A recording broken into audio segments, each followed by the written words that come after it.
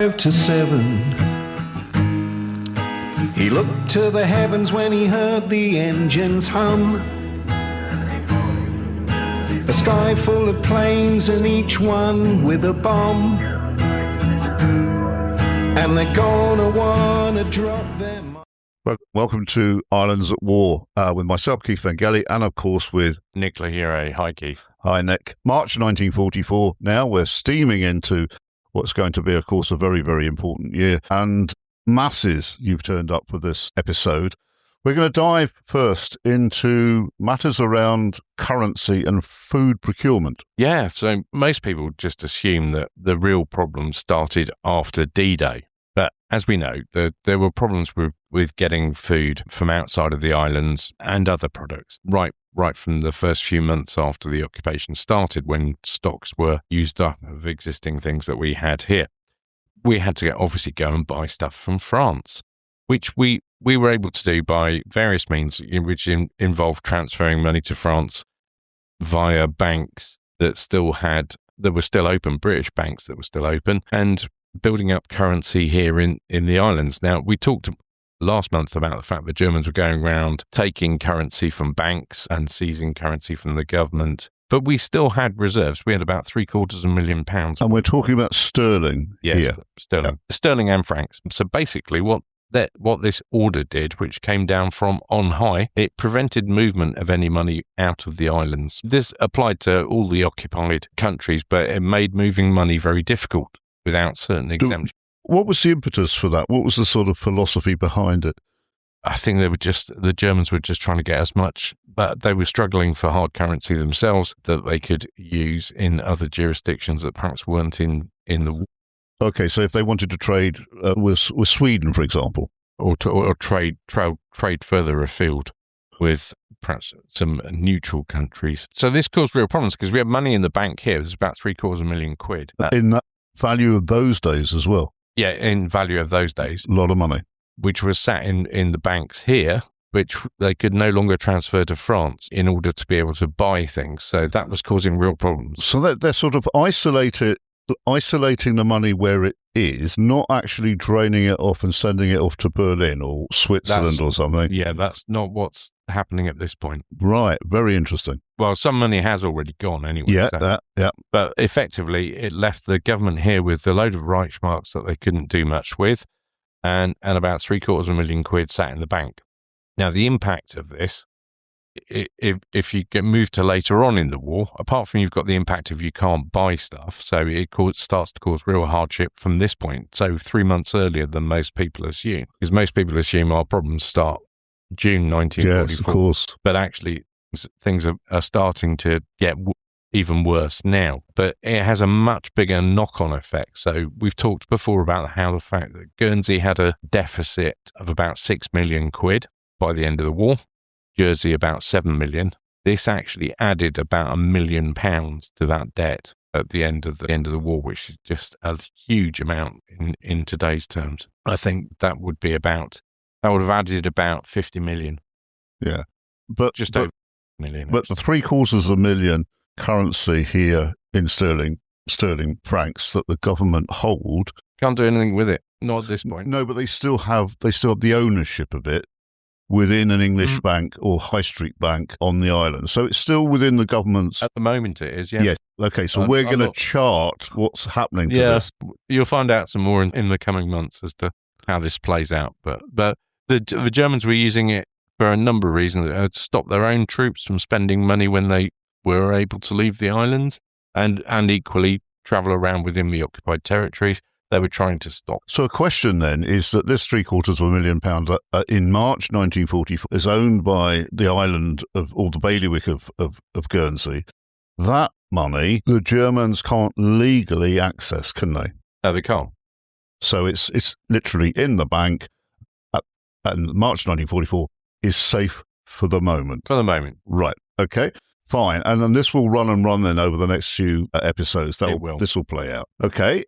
Rationing and orders. Yeah, rationing and orders. Well, what a surprise. Some orders. Yeah, there's quite a few orders that come out. So we're returning to Reverend Ord here. Yeah, no, we've got Louis first. Sorry. Do beg your pardon. Louis Guillemette.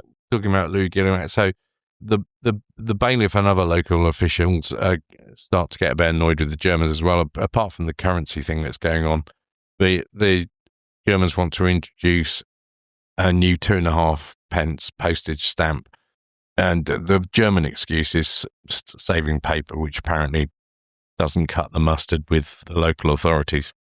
They think they're just up to no good. Yeah, there's all sorts going on as well.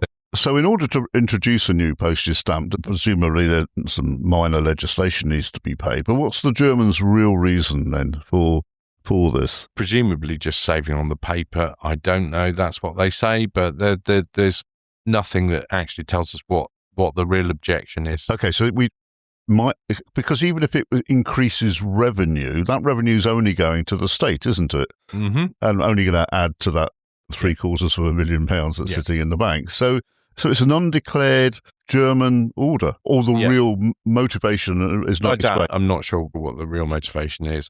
But then we've got the problem of, to compound the fact that we're not being able to get food from France very easily, the French government were not keen on shipping stuff off by this point either to us, which also compounded the issue. Then Louis talks about Timmer, who we've talked about before, who buys vegetables to the Germans, and he's buying up everything that he can. And of course, some of the growers are selling to him because they can sell at much higher prices, so that they can then buy stuff on the black market. So it becomes circular. Yes, it causes problems for everybody because it inflates the prices on the black market.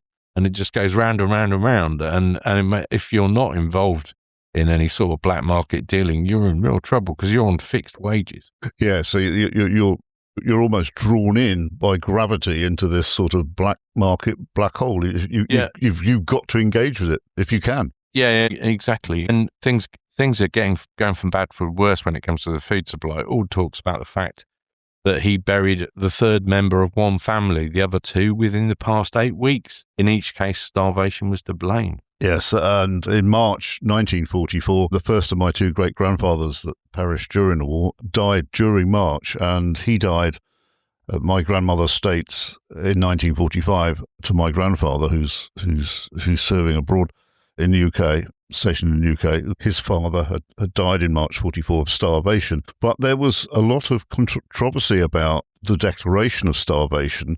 The Germans didn't like it. In fact, if I look at my great-grandfather's death certificate, malnutrition, starvation is not registered. They really didn't like this word being used, did they, the Germans? No, they didn't, but especially not by this point. But Ambrose Robin makes a point about this as well, because not only are they suffering from malnutrition, the cold weather it's a really awful winter, and he says the cold weather is knocking out many of our old folk.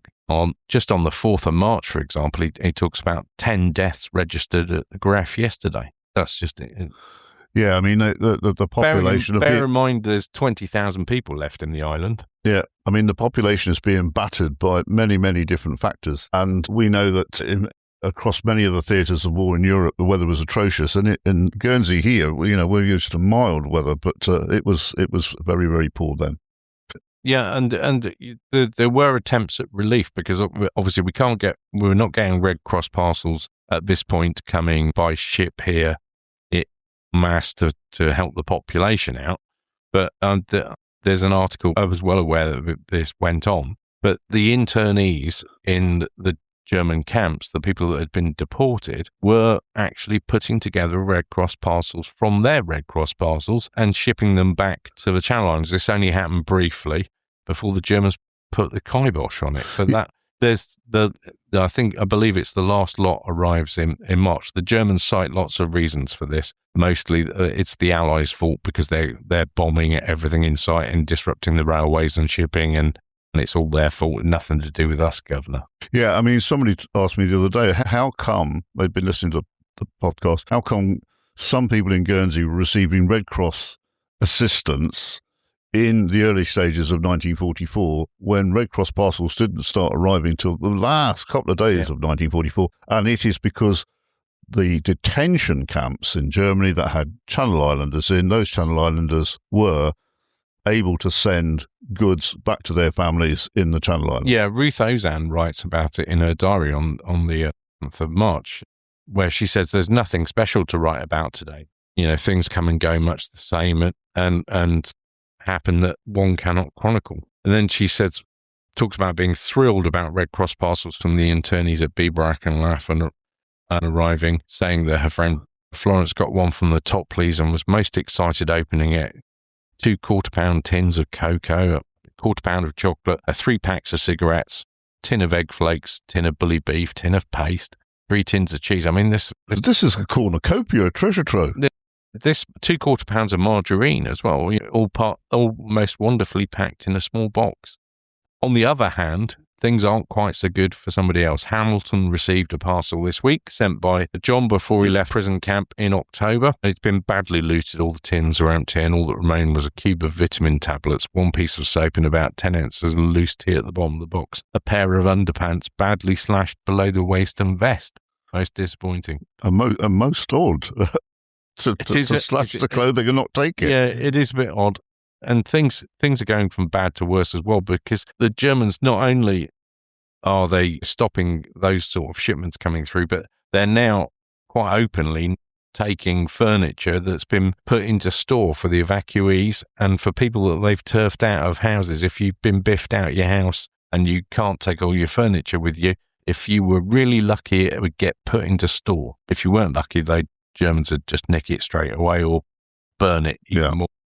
But now Ambrose Robin's talking about, right back at the start of March, the Germans are claiming furniture from people who've been turned out of their homes and also the people that have been evacuated, and they're not keeping their promises to respect all property of private individuals. Yes, I mean, there's a real injustice here. I mean, some of these people, the furniture would have been very, very dear to them.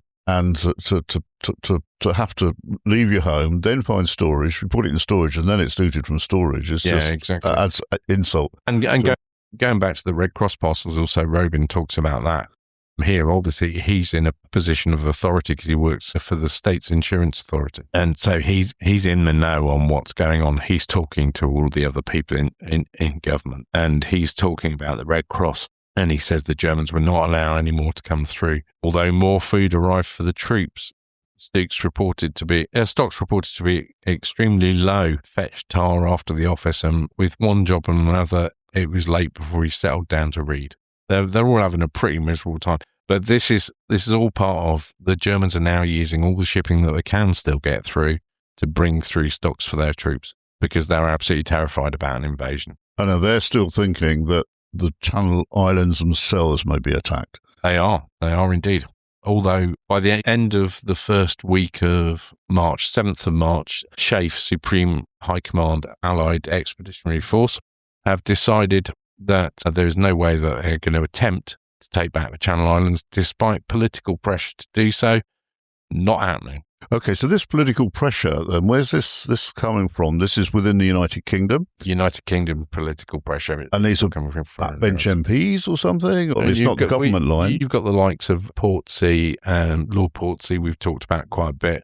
Various other MPs are raising it as well. It comes up quite a lot. If you search Hansard, the record of government debates, I mean, it comes up quite a lot. There is pressure from Mountbatten and Churchill to do so as well. But Churchill himself was still plogging on about perhaps some sort of incursion on the islands. Yeah, no, they were still wanting to do it. Now they binned off the commando raids because they needed to concentrate on France. They just didn't. It was a waste of time doing anything here.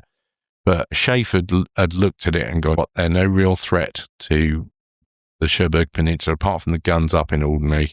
We're not going to try and take them back. It's too dangerous. We're back to all the same reasons as why they shouldn't try and take it by force as part of D-Day. Now, they were planning Operation Nest Egg for taking the islands back eventually if they had to take them back by force. But they weren't doing that. No, there were contingency plans for example, if the Germans just suddenly left and went back to France, there was a force that was going to come in and stabilise the situation. Yeah. There were plans for things like that, but actually that would have been more of an irritation rather than it would have been else. Yeah, they wouldn't really have wanted to do that. So the plan wasn't as part of D-Day. It was they were hoping if the Germans were going to behave like any rational military commander, once you're surrounded and you've got no supplies, surely you're going to surrender. Well, we know that's not the case.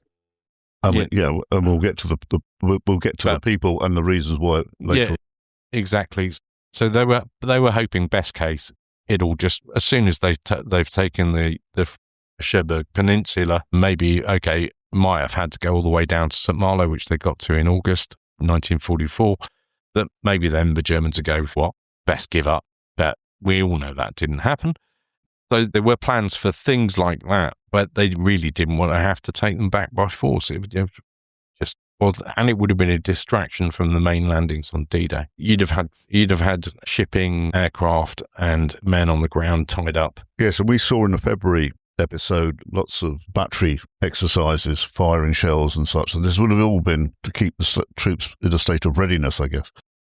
Yeah, and the stories about that as well, it's underlined by the fact that the Feldkommandantur was told that they were going to be disbanded. So that's the civil administration, the civil liaison with the local authorities. It just sort of semi-military body. They'd acted as quite a good buffer. You look at Robin, you look at Gilmet, you look at their diaries, and they talk about how they've acted as a really good buffer as far as they're concerned, between the military authorities, the Feldkommandantur headquarters in France, because FK 515 here was basically a subdivision of FK 515 in France, and they'd been quite a good buffer to help, because they could appeal to their Paris headquarters if they thought any military decision was against the interests, if they were willing to do so. Kratzer, Meltzer and Kreft, who are names we've mentioned many, many times, at the start of March, they go and see Louis Gilmet and a number of other prominent local officials at Hersel House, where the controlling committee is based by this point, to say, look, we're being disbanded and the civil administration is being taken over by the military. They were actually, Kratzer, Meltzer and Kreft were actually being sent off the islands, but some of the other officers were going to be allowed to stay. And Louis is quite worried about this. He's wondering what's going to be the impact on this, because of they lose these people who have helped them in the past. Ambrose Robin talks about it as well. He says, I hear that the civilian administration at Grange Lodge is now in the hands of the military. Colonel Nakfus in Jersey has been recalled, and Nakfus, we know, did also argued the point for the local populations, and they're just at a bit of a loss as to what. Yeah, I mean, now there's a reason for this. Yeah, the military want more control. Of course they do. That's why that has occurred. I mean, Louis got this wonderful sentence here, Nick, about the German sort of decision making, or the sort of impenetrability of it. Is he writes, Alice in Wonderland is pure logic to our present financial mess. So he's talking about the financial issues, but also the Germans seem to be making decisions without declaring their real point, don't they? Yeah, absolutely. And then, even stranger, Kratzer comes back in charge of the Feldkommando. Yeah. So, although he doesn't know how long he's going to be allowed to stay. This is a matter of weeks later. Is towards the end of March, he's back. The Feldkommandantur remained, but the islands were declared fortresses. Again, just to reinforce that. Yeah. But it gave the military more authority, and we'll see how that pans out later on. Yeah, I mean, Robin writes about the military have it all their own way, and we must expect more fireworks. And he goes on to talk about some of the locations here on Guernsey that have been demolished. The old Coudray and Granté mills were demolished, and a lot of greenhouses and St Peter's have been ordered to come down. And Torteval Church Spire is also reported to be on the list of buildings. Yeah. So this is an iconic church here on Guernsey that does survive, and it's quite different to many other churches. It has got this very sort of, it's got a spire, and the whole church is built quite unlike all of our other churches. And so you can see the Germans really are readying up the island for their worst expectations. Yeah, a Granite mill that was because they wanted to put a gun battery up there. Yeah, but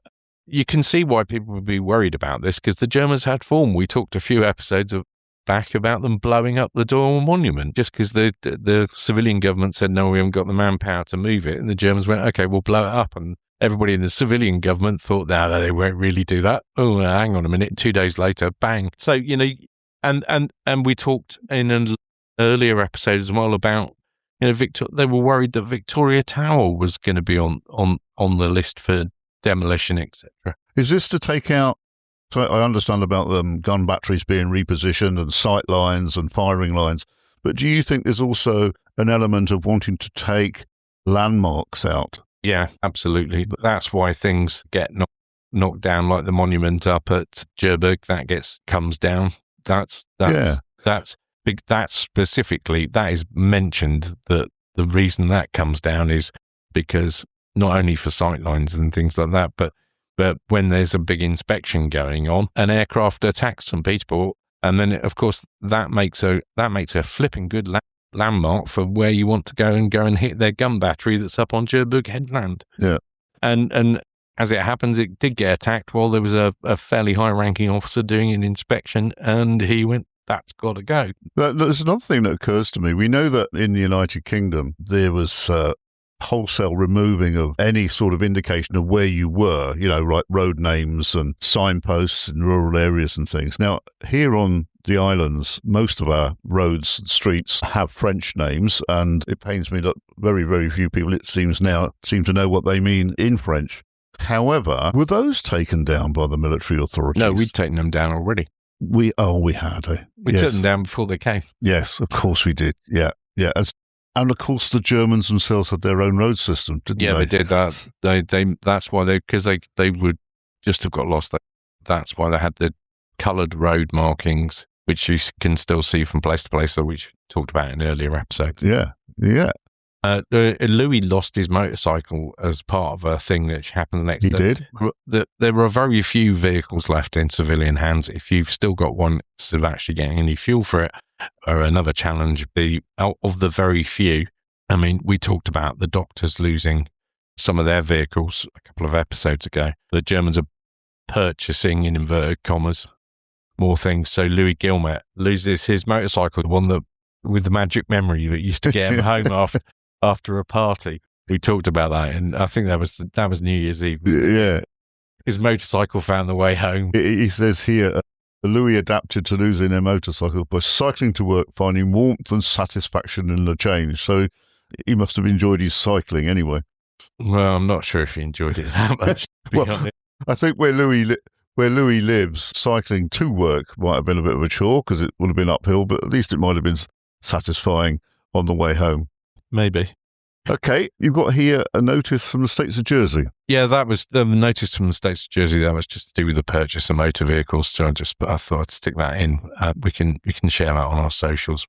There's a few bits that we can share on the socials, but as I mentioned, they can't be very nice. It's a really harsh winter, and you end up having to cycle. You're suffering from malnutrition.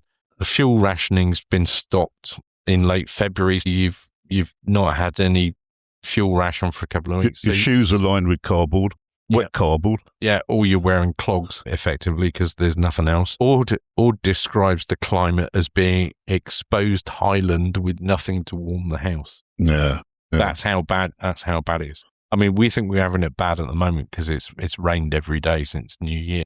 No, I hadn't noticed.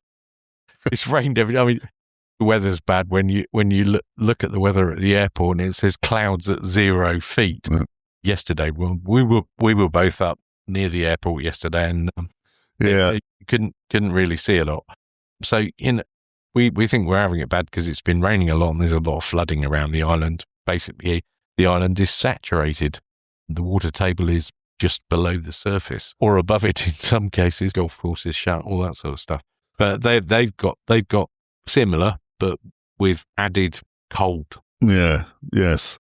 And they can't go into a nice warm house after, or get to work and they're in a nice warm office. And of course, the thing is that there's hardly anything to lift the spirits. There's nothing to look forward to. It's not as if you say, "Oh, I've got a really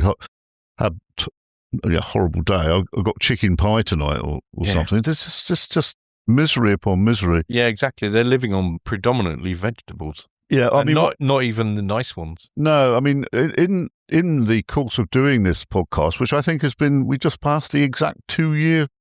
Yeah, we did. Yeah, we've just passed. As a child, I lived with the occupation being talked about all the time by my father, what he went through, etc. I suppose familiarity breeds contempt, but in the 2 years we've been doing this, Nick, the drip of misery that one picks up from the research that we've been doing is really brought back home to me what it must have been. Must have been like. Yeah, I mean, we've got 70 episodes under our belt now. This is episode 71. But you go back to hope. There is a little bit of hope. Some stuff is going on. People know what's going on around the world because they're listening illegally on radios, or the message is being passed around. I mean, it's quite. That's right. I mean, the war is going well for the Allies as far as Channel Islanders are concerned. The news that they are getting of the Russians, especially, the Russians are advancing. Increased Allied air raids. They are aware of Germans retreating in so many places. So I suppose the glimmer of hope always is this: at least the war is going our way now. I mean, Ord makes a really good point on Churchill's speech and the hope that it gives islanders. Ord says it was wonderful to hear him say the advance from Stalingrad to the Dniester, with the advances reaching out to the Pruth, a distance of 900 miles, has been the greatest cause of Hitler's undoing. The guts of the German army have been largely torn out. His words about the end coming suddenly as well it may, and his concluding exhort, now that the hour of our greatest effort is upon us, give new life to our weary bodies, truth to tell, our somewhat jaded spirits. So there is a glimmer of hope out there, but of course they just don't know when it's going to reach them. No. Other worries as well, because of all this uncertainty about what's going on with the Feldkommandantur, what might happen with an Allied invasion of France. There's talk of, because the Germans are really, really nervous at this point. They're having secret military meetings in Guernsey which don't go unnoticed. So there's a big military conference at the Royal Hotel. There is, with visiting officers, and anyone major and above had to also attend a big meeting at the Regal Cinema, which was the Odeon, which is now just a car park. And all of this caused rumours that Rommel was visiting. Okay, so that's interesting, because people on the island then were aware of who Rommel was in the general scheme of things. This would, of course, come out of the North African campaign. He would have been famous or infamous as a result of that. Yeah. And so it's almost like a film star.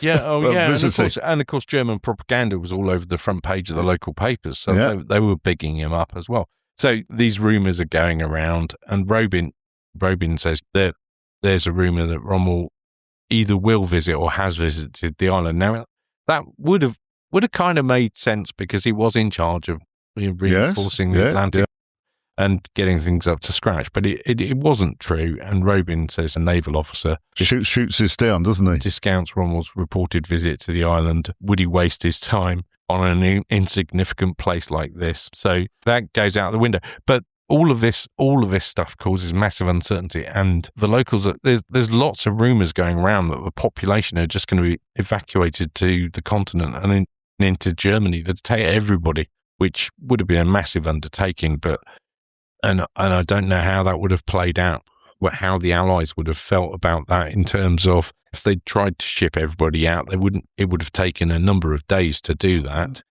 Would they have intervened to stop it? Or how could they have intervened to stop it?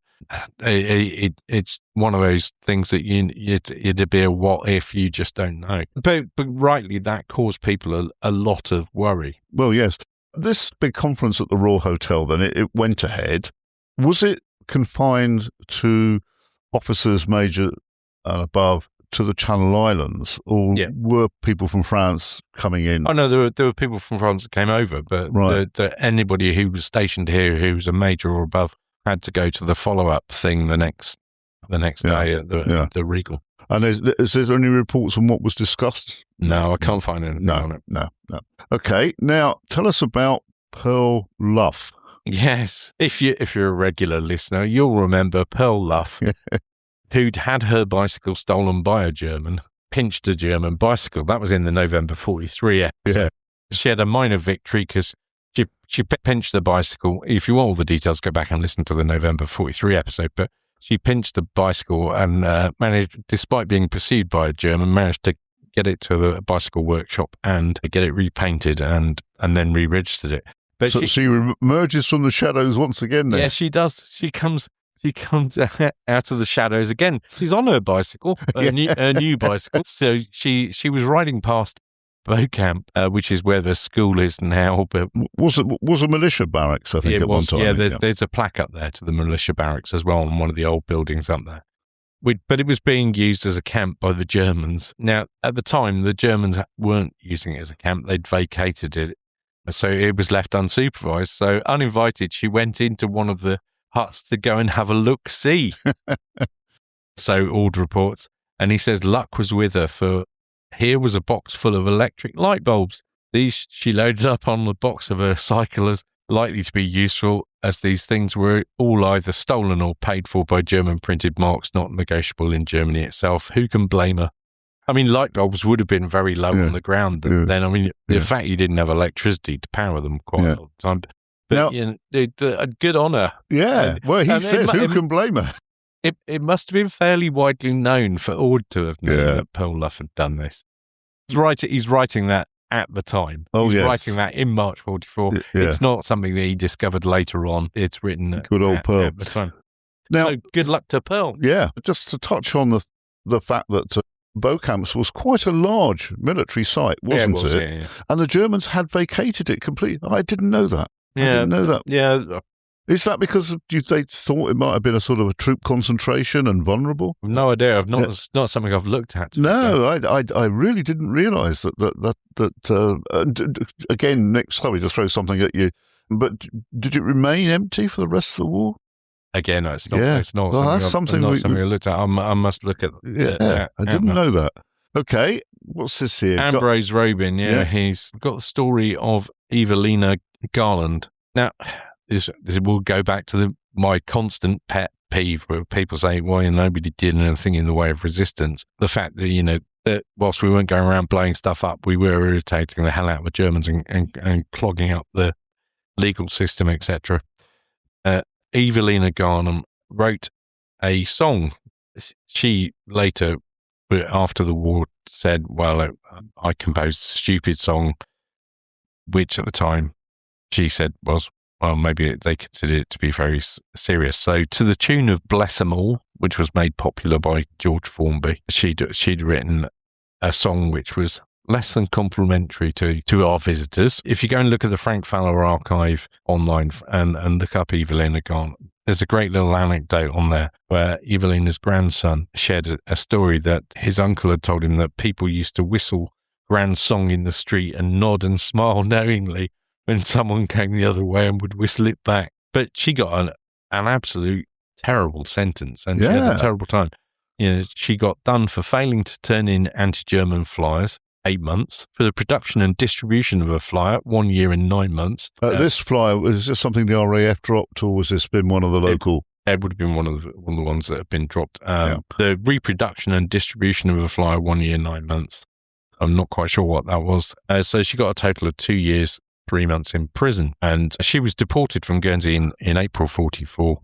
But she got sent to some horrible places. She at St. Lo prison, Gottsell Women's Prison, Kershaw Bautzen Prison, I think you probably pronounce that. She ended up in Nuremberg Prison, Dresden Gestapo Prison, Leipzig, and she was made to work various different things, working in a cotton mill under armed guard, etc., working on electrical components, and she developed, in common with many of the people that were sent to these places, she became ill. She developed a serious infection which required surgery. She ended up with long-term disability. She was liberated in Leipzig in April 45.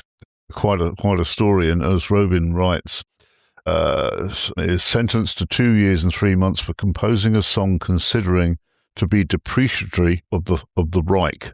Now, that was quite brutal what she went through. Where did you find this particular information, Nick? Because I've not seen like a book or a pamphlet about her conditions. There's no diary or anything. No, it's on the Frank Fowler archive. If you go and look on there, so yes, that Frank Fowler archive. You can look people up there by name. It's a brilliant resource put together by Gilly Carr. You can go and look people up on there by name. I'd found this extract in Robin's diary where he talked about her, ordered about her, and I thought, right, what can I find on her? Let's get that's my go-to for anybody in the being deported from the islands. Yeah, for anybody listening that wish to find out more about the characters that we talk about, if we know more, please do get in touch with us, because almost certainly we will know a little bit more perhaps than what we discuss in the podcast, especially with Nick's ability to ferret things out. So if you wish to get in contact with Nick and I, at gnetradio.com is the email address that you can reach us on. Yeah, I've got a few things from the Channel Islands Monthly Review now. Yeah. Some light-hearted, some not so much. But we were going back to monetary matters and things. You'll remember there's been quite a bit written in the Channel Islands Monthly Review about the indebtedness of the islands, what the whole thing, the occupation is causing. And there's a letter from a Major J.S. Krill. He was a Jersey officer. He'd been in the Royal Jersey Militia, then gone to the UK and was in the Hampshire Regiment. And he he said that he'd seen an interesting article which appeared in the Manchester Guardian of 15th February under the title of News from Guernsey.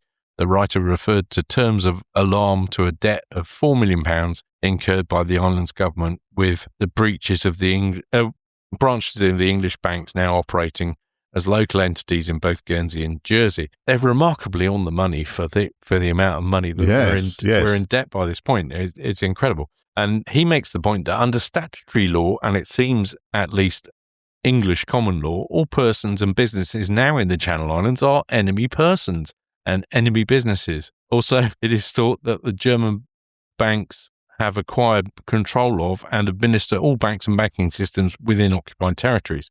The true position, therefore, seems rather be that any indebtedness that may have arisen is to German or Germanized institutions, and it will fall for adjustment under the financial provisions of the peace settlement. It is unlikely to be allowed to prejudice the future recovery of the islands, and any anxiety on this score appears to be out of place. John Krill. Right, now, John Krill, unfortunately, will not get to find out what happens. Okay. I have to say that's a name that's new to me. Okay, so people probably get confused with the likes of Peter Krill, who went on to be bailiff of Jersey. He actually escaped from Jersey. They may have been related in some way, but I'm not sure. But sadly for Major John Krill, who wrote this letter, he didn't find out what happened because he was held in action in October 1944, just south of Arnhem. They didn't take place in the battle for Arnhem itself, the original Bridge Too Far or anything like that. He was, however, killed in the area in October 1944. Just a word about the Channel Islands Monthly Review, and also copies of the Guernsey newspapers during the Second World War. It's always worth keeping your eyes peeled in second-hand shops and antique shops in the UK, especially because a friend of mine's picked up a number of them for me recently, all very, very well priced, I think, when one looks at the market for these original documents. So it's always worth, if you see them and you can afford them, it's always worth picking them up, aren't they, Nick? Because they're very, very interesting. They are, yeah, they are. And my good friend Dave Upson recently managed to get a trove for me in the UK. Okay, what we got next in it? We've got another thing from the Channel Island Monthly Review, and this is back to the... We've talked a little bit about how they were talking about planning for the future in the previous episode in the monthly review, and now they're talking about a symposium on the Channel Islands, Nos Îles, which it's a bunch of the great and the good, and it includes actually Major John Krill, as his name is in there as well, as being one of the people who I'm not sure they used the right word here, collaborators, but they did collaborate on producing this book about plans for the Channel Islands, and it's quite ahead of its time. Maybe they talk about the political development of the Channel Islands given the experience of living through the occupation, cooperation between the islands, working on things between the islands to make life easier to reconstruct. They talk about agriculture in quite a lot of detail, trade and finance, the importance of the tourist industry. Now, Jersey had much more in the way of tourist beds to fill, but equally they did acknowledge that it was a massive thing for Guernsey, mostly because it buoyed the economy here, because people came here and spent a lot of money, because it was a lot cheaper for them here to come and drink wine, spirits, beer, and eat out. So they'd come here and they'd spend all their money eating out, and then to make things even better, they'd go and buy a load of booze to take back with them. So they're looking at the potential of tourism in the immediate post-war era. Here's one for you, is that we know that in the post-war period there were currency restrictions in terms of if you wanted to go to France, for example, you could only take so much money with you. Were people able to come on holiday here with a more relaxed view to currency? That's not something I've looked at, but nobody was coming here on a holiday. But they're looking ahead, aren't they? These guys are looking ahead, and they've got some really interesting viewpoints, and some quite. There's some stuff in there that you would recognise as issues that get discussed today, which is incredible. All this time, 82 years on, we're talking about some of the same things. You can open the Guernsey Press or the Jersey Evening Post, and you'd be reading about similar considerations that these people are making. So this actually made it into book form. It was privately published. It did come into fruition, didn't it? It did. It did get delayed, so we talk about it again in April 1944. But I just thought it was something that was really interesting from the perspective of deals with a lot of problems that we face right now, and also that though it's March 1944, we've not had D-Day yet. Nobody knows when it's going to happen, and they're already planning in a lot of detail. It was 107 pages long. Have you got a copy? I have got access to a copy, yes. So there's a really good summary which I've flipped onto you, which I've seen, but I have got a copy. It's a fascinating piece of work, and all of these people came together voluntarily to do this. Yeah. Major Sir Donald Banks was involved in it. He was quite heavily involved in it. If you want to see a blue plaque to him, it's above Shoe in St. Peterborough. Now, there's a John Le Patrel. Is that a VC holder? No. That's different. Le Patrel. That's not a VC holder, but there's a whole load of well-known Channel Island names in there, many of whom went on to go into government or other high-powered positions in the Channel Islands later on, once the islands were liberated. Let's have something a bit more cheerful, though, rather than considering the problems of the islands. Are you going to talk about football? Yeah, I don't even really follow football. So for the uninitiated who might be listening, we have a thing called the Marathi. It's a football match that gets played. Well, Alderney take part as well, don't they? We have the Marathi in the Channel Islands, inter-island football matches, but the final is always Jersey and Guernsey. Apart from, I think Alderney actually won it once back in the 20s. In the 1920s, and it used to be played on Liberation Day. Yeah, I remember it being played on Liberation Day. Yeah. Anyway, so inter-island football match, normally Jersey, Guernsey. But there's a report here with a lovely photo, which I'll share on It's a wonderful photograph on the show notes of Channel Islands footballers at Stalag 344 in Germany, and they've had a match. It was in November 1943. Who was the opposition, Nick? London taxi drivers, apparently, who were also in the same camp. So clearly there was a whole bunch of military personnel who'd formerly been London taxi drivers who had a team. So this was actually a Channel Islands team. We came together on the same side this time instead of the friendly rivalry over the Marathi. They played London. They played the London taxi drivers. Yeah, I just thought that was great, and it names all of the players in there. So I will put that. I'll put a link to. I'll do the usual and put a page up with the photographs that we've talked about and links to other things that might be of interest, and we'll share that on our. No, Nick, people are screaming at the podcast saying, "Who won?" I don't know, actually. Yeah, yes, we do. Yeah. They lost 2-0. So London taxi drivers won 2-0. Yeah. Oh well. We have to class it as an international. Do you think when they went back to work driving their taxis, they were like, "Did I tell you about the time when?" yeah. I had a bloke in the front of my cab. Right, what have you got next? This is a bit of a sad story. So we talked about the bodies from HMS Charybdis being washed up here in the Channel Islands, and those that were buried in Guernsey.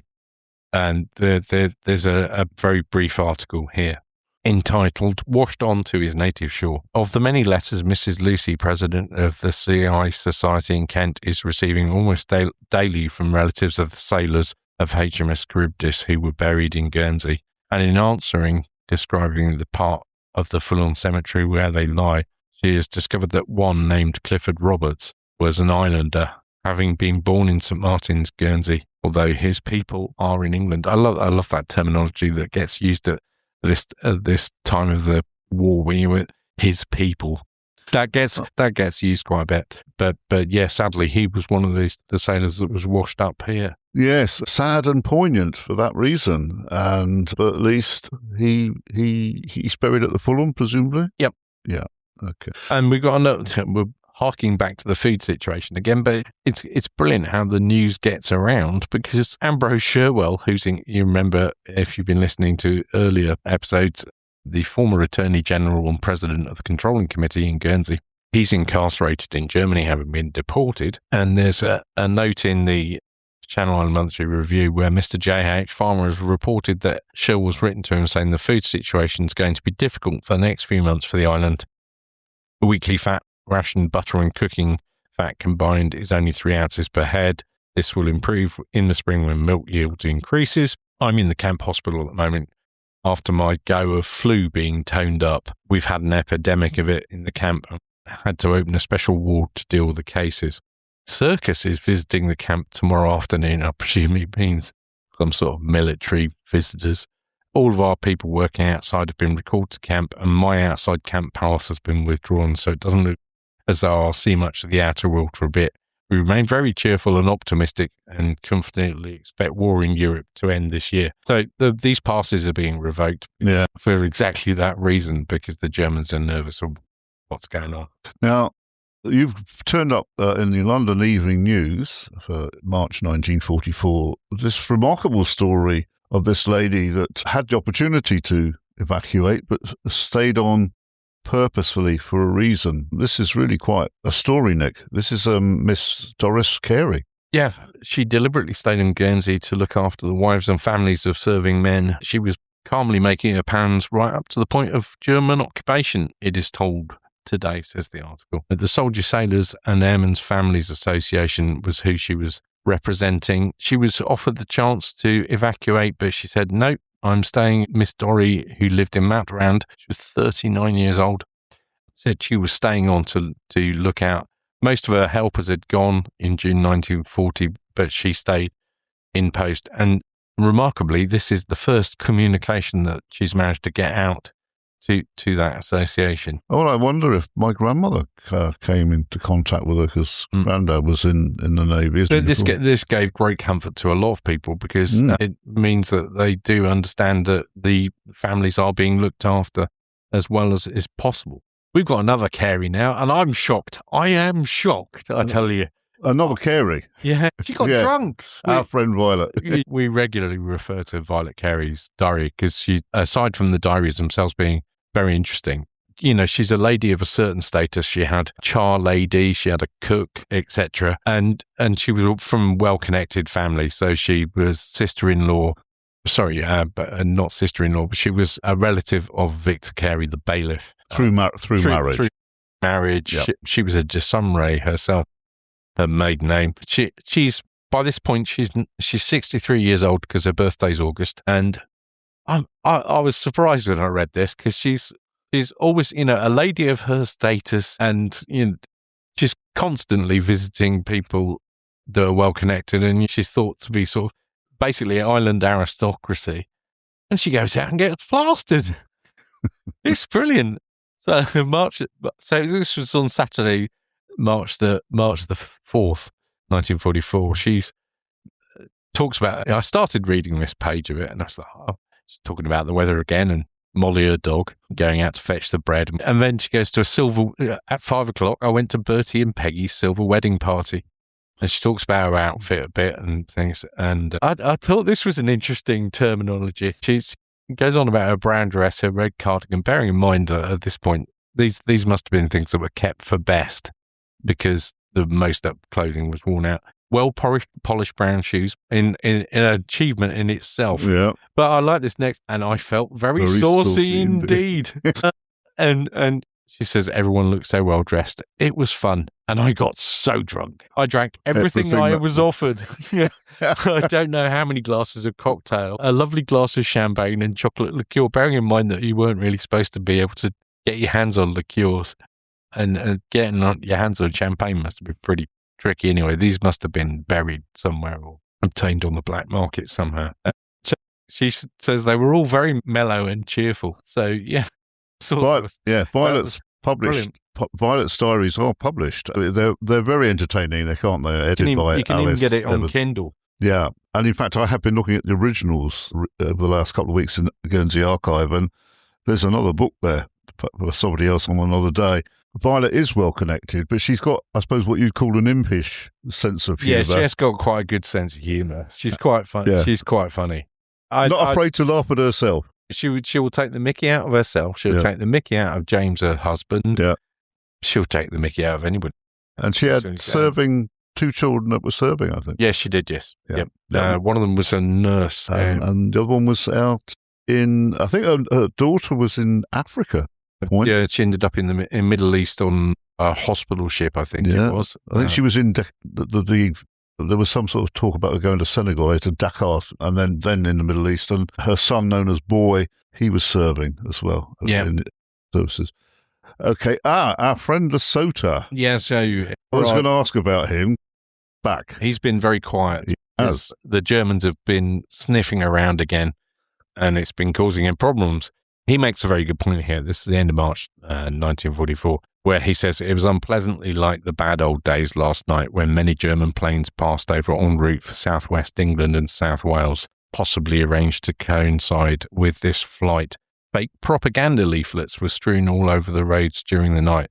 The passing of so many planes would make it appear the leaflets were dropped by the Allies, but unfortunately, all of the leaflets dropped on roads and not, as would be the case if dropped from the air, all over the place. The leaflet is a Yankee soldier's protest at the Allied undervaluation of the fighting qualities of the Germans, and no doubt calculated to instill in our minds the impossibility of invasion in face of such military valour as caused this pseudo-US soldier to have printed a filthy and disgusting leaflet. Unfortunately for Jerry, the Germans, who earned the high praise quoted in the leaflet, does not seem to be here for the invasion. Defence is to a large extent in the hands of White Russian volunteers, Italians and C3 Germans. Now, the good point that he was making was in relation to people worried about what was going on with these German bombers forming up over the islands, attacking the south of England like they were in 1940-41. This was an attempt by the Germans to bomb anything that might be going to be prepared for the invasion of France. So that wasn't a reason to not be worried. But I've got a copy of the leaflet, and it's quite funny. I'll just get it up I've got a copy here on my screen somewhere. So when he writes, our defence is to a large extent in the hands of White Russian volunteers, Italians and C3 Germans. So White Russians, these would have been Georgians, and I think there may have been some Ukrainians. Italians that had presumably were in the German military couldn't surrender. It's like the rest of the Italians. No, they were ones that had been brought here already. And what's the C German? I think that's the not really fit for frontline service. Right. Yes. Yeah. But I mean, it's a great leaflet. It's got a picture of Monty pointing on the front, which is clearly taken from the North Africa campaign, and it's entitled "We Protest," and it goes on, and they have some quite funny pictures in there, and they're quoting Patton about how wonderful the German soldier is, and how when things are really bad, that's when they're their best, and they're quoting Monty and all sorts. It's quite funny. There's no way anybody's going to believe any of this. Any of this rubbish, even if they hadn't been illicitly listening to the radio. And like he says, they've obviously got these shipped over to the island, and they've just driven around, tossing them out of the back of a lorry, rather than dropping them everywhere. It's a bit of a giveaway when then none of them end up blowing across fields or anything like that. And it gives a so-called quote from Ike The German soldiers defend their positions in a masterful fashion and are militarily very well organised. Yeah. And what's this Private Mike Cohen, Brooklyn, New York, writes from Sicily. Day after day, we find out that Jerry's a damn good soldier. It's like a comic. It is. And there's a couple of photos in there that just look like that from comics. It's just, yeah. Anyway, it didn't work because nobody in Jersey believed it. So it was complete and utter waste of time. Yeah. Well, the amount of resources they must have. Well, yeah, I mean, I don't know if you can tweet it out, but it is well put together. It's a professional job, but it just reeks of... No, but just the flavour of it would be fantastic. Okay, Pearl Varden? Yeah, well, no, this is a story that I thought I would include because it's an interesting one. I went to the National Archives in Kew last year to go and do some research on various bits, and this was one of them because there were a few people from the Channel Islands that got involved in propaganda for the Germans. There's a whole story to this, and this will play out between now and the end of the war, but we'll give you the story so far. So this is going to drop in from now. Yeah, well, various episodes between now and end of and post-war. And the story will unfold. The whole story will unfold. But this lady, Pearl Varden, was born in Jersey. She worked as a school teacher when the Channel Islands were occupied by the German forces in 1940. Now, she spoke German, was ordered to work as an interpreter for a German construction company. And during this time, she began a relationship with a German officer, a chap called Oberleutnant Siegfried. I think you pronounce it Schwartlow, but my pronunciation's not that great. And when he was posted to Germany in 1944, she followed him. She managed to get permission to go with him. Now, that was January 44. In Germany, she said that she'd gone to Germany obviously to follow him, and she was going to go and do some agricultural work or something like that. But she actually became a radio announcer for Radio Luxembourg, and that's not Radio Luxembourg like we used to listen to when we were kids. Which was broadcasting Nazi propaganda. Her programs included Ladies First, which criticised the Allies and praised Germany, and Matters of Moment, which gave news from a German perspective, and also apparently read out letters from British POWs for their families. This story plays out now as to exactly her motives for going to Germany and what happens to her later on, things that she gets involved in. Suffice it to say, she's even involved with things when we're talking Lord Haw, etc. Yes.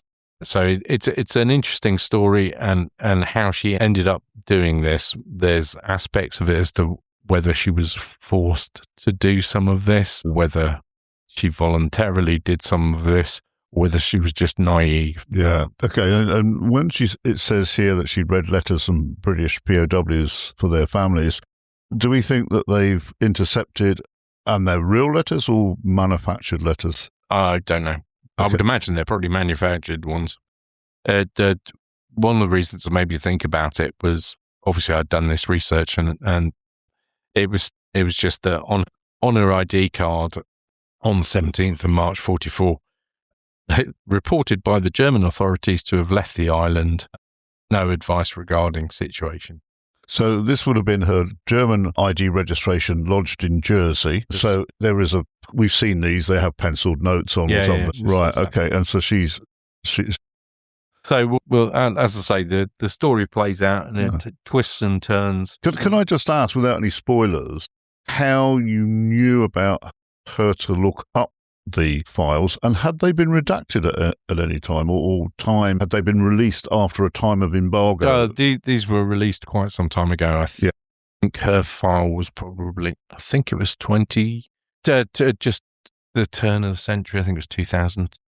Okay, so it had been placed as a sort of embargo file for some time. Yeah. So how did you know about her? I was searching the British newspaper archive for various things, and I came across mention of her, and I kind of followed the story through the newspaper archives. So it's a really interesting story. Yeah.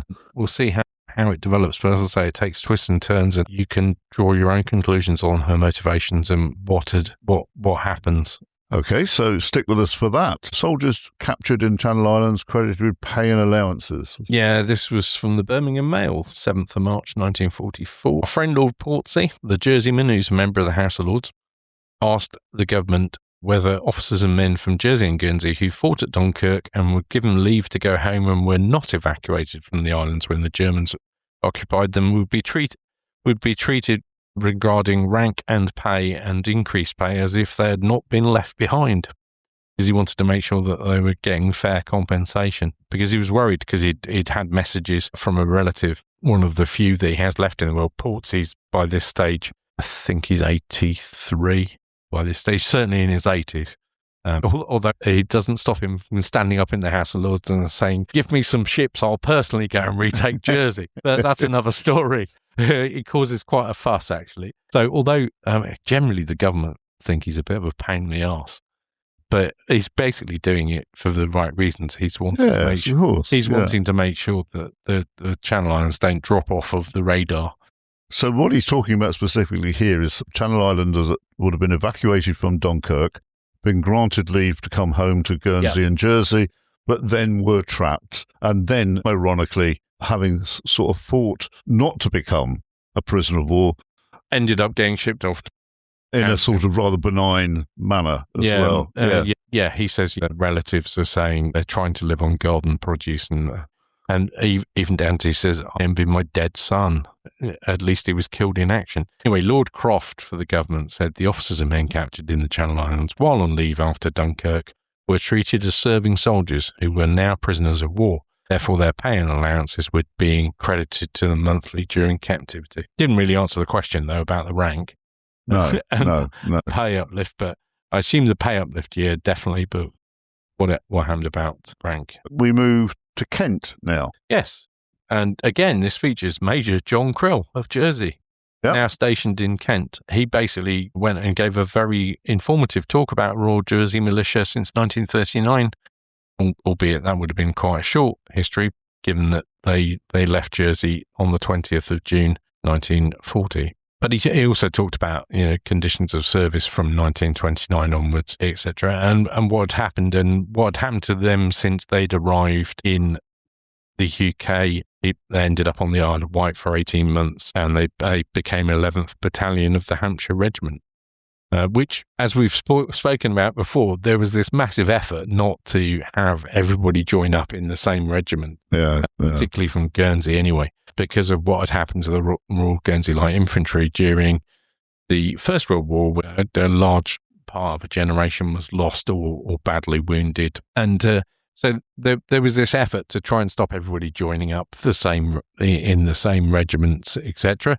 But a hell of a lot of them did end up in the Hampshires. And this is exactly what's happened with the Jersey guys as well. There were a lot of Channel Islanders that ended up in the Royal Hampshire Regiment. Okay, we move now to Eastbourne Gazette, the 22nd of March. Children adopt Jersey internees. Yeah, I thought this was quite a nice little story. A blue-eyed, fair-haired, well-grown little girl of 12 years called Gloria Webber and her little brother Barry, who have been removed by the Nazis from their home in Jersey to an internment camp in Germany, have been adopted by the children of Eastbourne and District. So they were basically sending them things to make their life in the camp better. I just thought that was... They were allowed to send a parcel every 3 months. I just thought that. They had no next of kin either. For whatever reason, their parents must have died at some point during the course of the occupation. But I just thought that was a bit of a slightly lighter story, aside from the fact that they had no next of kin.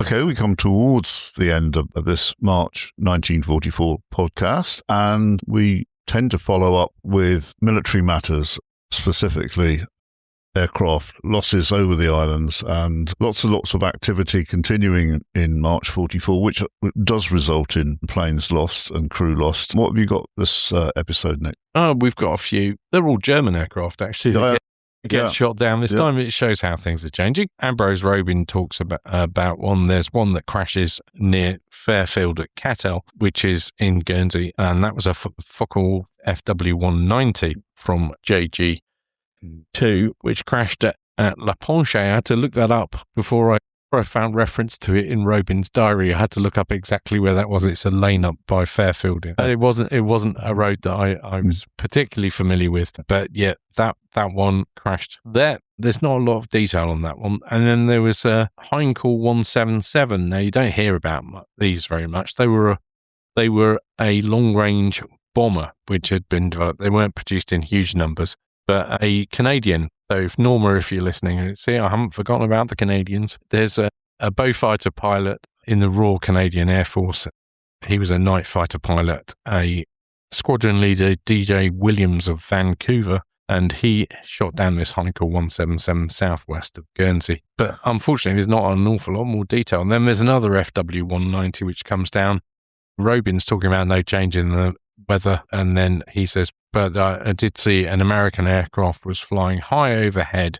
3 German fighters left the airport in Guernsey to intercept it. 1 was shot down right away into the sea. The American then tackled the remaining 2. 1 landed on fire at the airport, and the 3rd was not seen again. Yeah, I just wonder about this HE-177 long-range bomber southwest of Guernsey, so it's very much in a German zone. And I just wonder if it was being used to ferry mail and bits and pieces. No, it'll have been taken part in the bombing of England. Sorry, it would have been taken part in the bombing of England. Right, okay. Yes. Bombing raids that we were talking about earlier. It was a bit of a weird plane because it technically 4-engined, but only it's got 2 propellers because it had two engines powering each prop. It's a bit, or so I believe anyway. Yeah, I've got a picture of one. I couldn't find that many, but I have found a picture of one. It's a bit of a weird looking thing, but I'll stick that up on the show notes as well. I'm going to have to, just going back to this one that came down, this FW 190. I'm going to have a little wander around there. It's a lovely little area of the island, and I just wonder if it's remains relatively unbuilt over. I mean, I have wandered around there before. Yeah, I wander with a purpose. I think, are we nearly done? I think that's it. Okay. I've probably run out of stuff to talk about. We've got some of the stories, as I say, run on through the coming months, so they'll be coming up in various episodes. So do stick with us. If you could give us a rating on whatever podcast app you listen to us on, that'd be super, because that helps people find us, and even better if you could write us a little review. Again, that helps people find the podcast. If you have, please do share our episodes on social media. That's a great help to us as well. Yeah, I mean, like I say, it is our email address, occupied@gnetradio.com, and it'd be nice to know wherever you're listening in the world, because we know that we've got quite a reach around the world, Nick, haven't we? Yep. And if you're new to the occupation, or what keeps you tuned into the podcast, beg your pardon, an email would be wonderful, because both Nick and I now, both of us, on the committee of the Channel Islands Occupation Society, a society that celebrates 65 years of existence this very year, and it does accept overseas memberships. I'll give you the email address, the web address, CIOSGUERNSEY.org.gg. If you wish to have that sent to you in an email, a link, we can do that, so get in touch with us. So, as I say, I've been a member for 2 years, and yesterday at the AGM, Nick was, to my great pleasure, voted onto the committee. So we're both now on the committee, and if you have interest in the occupation, then that's a wonderful website. So it's ciosguernsey.org.gg, and we can get that out there. And I think that you will find the website extremely informative, and it's great to have you on board the committee, Nick. Thanks, I think. And it's not a cunning plan, or maybe it is. We've got quite a few other things going on as well. I've got a walking tour in the Spring Walking Festival, details of which to follow, which is obviously, you'll be shocked to know, occupation related. That's it. That's at the end of May. I'm doing a talk, a dinner next month. Well, actually, that's frighteningly close now. It's about 3 weeks' time. I'm doing a talk at a dinner here. I've got 2 other things that are going on at the moment I've had to sign NDAs for, so I can't say any more than that. But they're quite exciting stuff that's going to be happening later on in the year, end of this year. So that's quite interesting. Yeah. I've got a talk on the 10th of March, the 10th of March here in Guernsey, It's going to be focus on the Banks family, who we've mentioned as the Donald Banks today. Yeah, lots going on. I'm about to receive some more extracts from the Elsie Henderson diaries, all-time journals. They're always illuminating and possibly could be have merit enough for publication down the line. So, as always, lots going on. There's loads going on. And I'm aware of there's a whole load of other things going on which haven't been announced yet, but there's been such an uptick since the 80th anniversary of liberation last year. There's been such an uptick in interest. And there's an awful lot of people that are sitting up and paying attention and coming up with some really quite exciting ideas. So I'm really pleased it's actually getting the publicity and research that it deserves. Yeah, and if you're ever visiting Guernsey, please get in touch. Nick and I would love to meet listeners, as we have done on numerous occasions now. Indeed. Okay, well, I think that's it until April 1944. So Nick's done a tremendous amount of heavy lifting for this episode, far more than usual, and I'm pledging to assist far more in the next episode. So thank you, Nick. We've got some great stuff here. No worries. I've already got a whole load of stuff for April and May and June. After I've been trying to make note of things as I suddenly think of them or come across them, and I just think, must stick that in my notes now so I don't forget about it. Yeah, loads of exciting stuff coming up. We're ramping up towards D-Day and all the excitement of that. So, do stay tuned. Okay, thank you very much, and thank you for listening. And you can get all this, as I say, occupied@gnetradio.com. Bye-bye from Keith, and also cheerio from Nick. Bye-bye. He looked to the heavens when he heard the engines hum. A sky full of planes and each one with a bomb. And they're gonna wanna drop them on someone. It's 5 to 7.